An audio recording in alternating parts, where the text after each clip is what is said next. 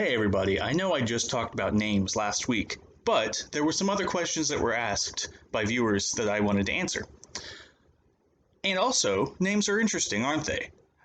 I've always been interested in names my whole life. Even before I decided I wanted to care about etymology, I was wondering how these words that we use to describe ourselves came to be and like what they mean and all that stuff.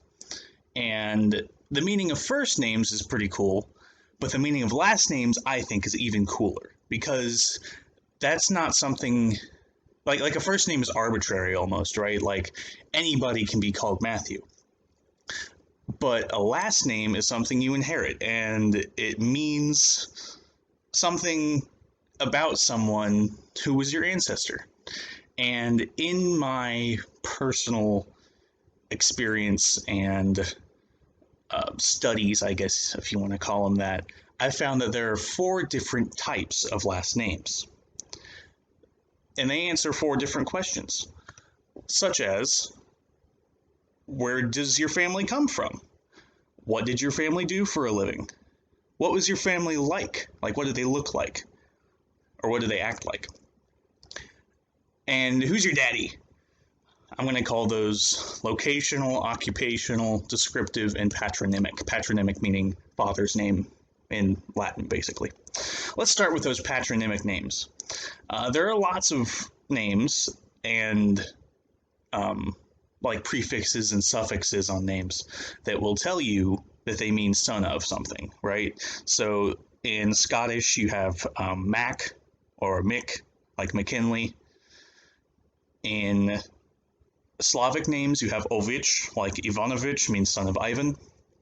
And then obviously in German names, you have Johnson and Jackson and stuff like that. This connects to a question that was given to me by Sebastian Gomez. He was asking what the EZ ending on Hispanic names means. And that led me down an interesting rabbit hole. You see, most of those names are Visigothic in nature. His last name, Gomez, is son of Guma, which was a Visigothic name that just meant man. And it's related to the Greek word homo, which gave us the word human. And like Homo erectus and stuff like that. So Gomez means son of a man. There are other Hispanic names like that, like Hernandez is son of Ferdinand. Notice the F to H shift that I talked about in my linguistics video. And Gonzalez is son of Gonzalo. And just to prove to you that these are Germanic names, Gonzalo means Warhol, not like Andy Warhol. From what I see, most Hispanic names that end in EZ are based on Germanic names from Visigoths. He also asked me about the IAN names from Armenian, and as I tried to research that, not very many people have, or it's not something that's been recorded.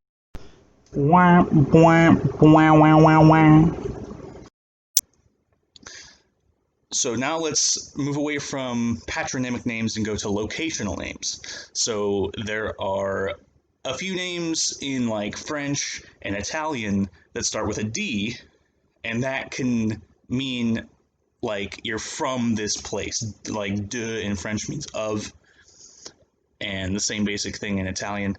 Da Vinci, for example, means from Vinci.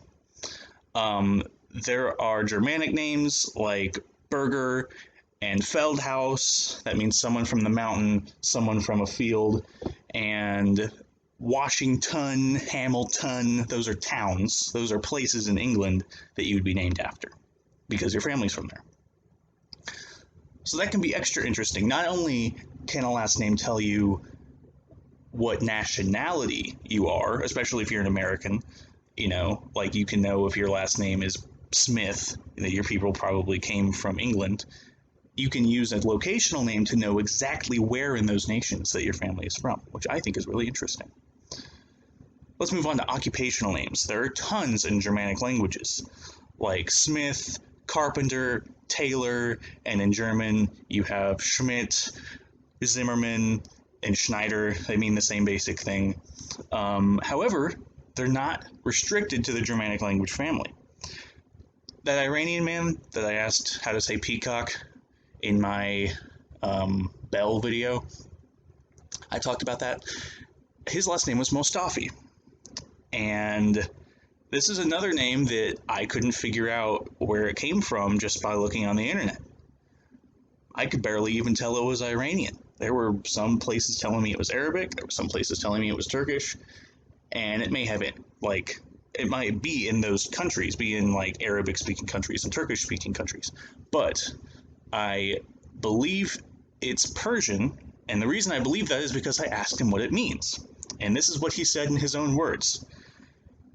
My 5 greats grandfather was someone who took the money from the people and gave it to the government. He learned the word tax collector that day. Lastly is descriptive names, names that describe what you look like. The last name Donahue is an Irish last name, comes from a word meaning dark-haired. There's actually at least 4 different men that were named Donahue, and all the Donahues have come from them. It wasn't like it was one guy, which is pretty cool. Same with the last name Black. It's the same concept, but English. Same with De Niro. Nero is related to Negro, and the word for black, it all means somebody with dark hair. I think that's interesting that that concept is this, like they came up with the same last name in multiple languages. And even more interesting is the last name Stark, like Tony Stark. That is a German or an English/Scottish name, because those languages had the same word for the word strong at one point in time and decided to name someone that.